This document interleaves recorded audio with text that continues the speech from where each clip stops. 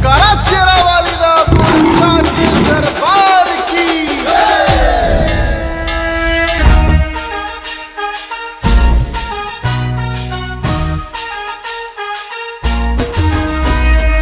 प्रधानमंत्री नरेंद्र मोदी शनिवार को महाराष्ट्र के दौरे पर हैं। इस दौरान उन्होंने कई परियोजनाओं का उद्घाटन और शिलान्यास किया। उन्होंने लगभग 9 करोड़ 4 लाख किसानों के खाते में 20,000 करोड़ रुपए की पीएम किसान सम्मान निधि की 18वीं किश्त भी जारी की। इससे पहले पीएम मोदी वाशिम पहुंचे। यहाँ उन्होंने जगदम्बा माता मंदिर पोहरा देवी में दर्शन पूजा अर्चना की। उन्होंने संत सेवालाल महाराज और संत रामराव महाराज की समाधियों पर श्रद्धांजलि भी दी। इसके बाद प्रधानमंत्री ने बंजारा समुदाय की समृद्ध विरासत का जश्न मनाते हुए बंजारा विरासत संग्रहालय का उद्घाटन किया। फिर उन्होंने कृषि और पशुपालन क्षेत्र से जुड़ी लगभग 23,000 करोड़ रुपए की कई पहलों की शुरुआत की। इस बीच प्रधानमंत्री मोदी ने मुख्यमंत्री माझी लाड़की बहन योजना की लाभार्थियों को सम्मानित किया। इसके तहत पात्र महिलाओं को प्रति माह 1,500 रुपए मिलते हैं। इसके बाद पीएम मोदी ने शाम करीब 4 बजे ठाणे में 32,800 करोड़ रुपए से अधिक विभिन्न विकास परियोजनाओं का उद्घाटन एवं शिलान्यास किया। उन्होंने मुख्यमंत्री माझी लाड़की बहन योजना के लाभार्थियों को भी सम्मानित किया। इसके बाद पीएम मोदी शाम करीब 6 बजे बीकेसी मेट्रो स्टेशन से बीकेसी से आ रहे जेवीएल मुंबई के बीच चलने वाली मेट्रो ट्रेन को उन्होंने हरी झंडी दिखाई। वह बीकेसी और सांताक्रूज स्टेशन के बीच मेट्रो में सवारी किए। पीएमओ के मुताबिक प्रधानमंत्री लगभग 9.4 करोड़ किसानों को लगभग 20,000 करोड़ रुपए की पीएम किसान सम्मान निधि की 18वीं किस्त जारी करेंगे। आजेर भव्य सभान संपूर्ण देशेती उपस्थित मारगोर भाई याडी भेण जय सेवालाल, जय सेवालाल। महाराष्ट्र के गवर्नर सीपी राधाकृष्णन जी, यहाँ के लोकप्रिय मुख्यमंत्री एकनाथ शिंदे जी,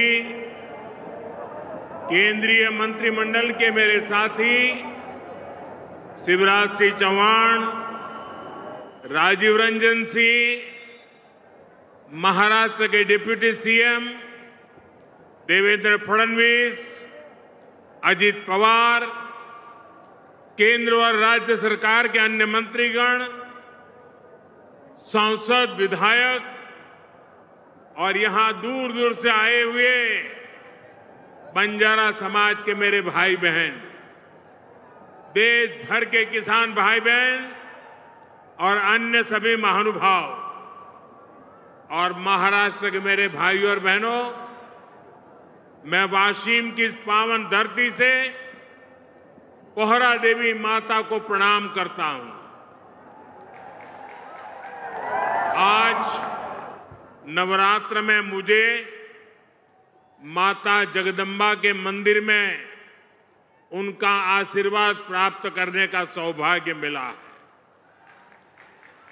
मैंने संत सेवालाल महाराज और संत रामराव महाराज जी की समाधि पर जाकर उनका आशीर्वाद भी लिया है।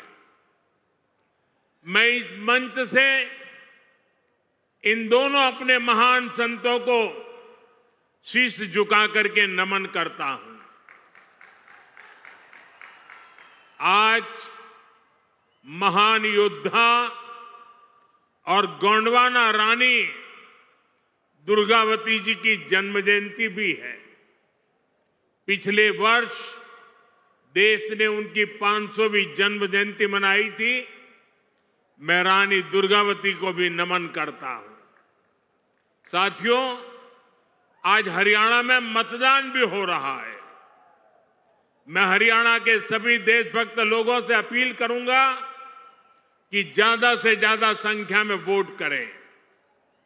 आपका वोट हरियाणा को विकास की नई ऊंचाई पर ले जाएगा। साथियों, नवरात्रि के इस पवित्र समय में मुझे अभी पीएम किसान सम्मान निधि की 18वीं किस्त जारी करने का अवसर मिला है। देश के 9.5 करोड़ किसानों के खातों में आज 20,000 करोड़ रुपए ट्रांसफर किए गए हैं। महाराष्ट्र की डबल इंजन की सरकार तो यहां के किसानों को डबल फायदा पहुंचा रही है। नमो शेतकारी महासम्मान योजना के तहत महाराष्ट्र के 90 लाख से ज्यादा किसानों को करीब 1900 करोड़ रुपए दिए गए हैं। आज कृषि, पशुपालन और किसान उत्पाद संघ एफपीओ से जुड़े सैकड़ों करोड़ रुपए के प्रोजेक्ट भी जनता को समर्पित किए गए हैं। पोहरा देवी के आशीर्वाद से मुझे अभी लाड़की बहन योजना की लाभार्थियों को मदद देने का भी सौभाग्य मिला है। ये योजना नारी शक्ति का सामर्थ्य बढ़ा रही है।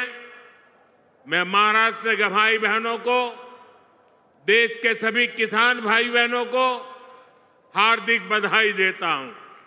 साथियों, आज यहां आने से पहले मुझे पोहरा देवी में बंजारा विरासत संग्रहालय के लोकार्पण का भी सौभाग्य मिला है।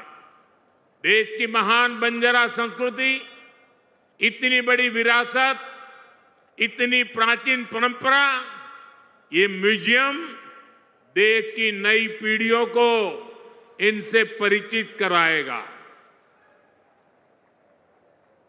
और मैं आप सबसे आग्रह करता हूं, ये जो मंच पर बैठे हैं उनको भी आग्रह करता हूं कि आज जाने से पहले ये बंजारा विरासत संग्रहालय देख करके ही जाना।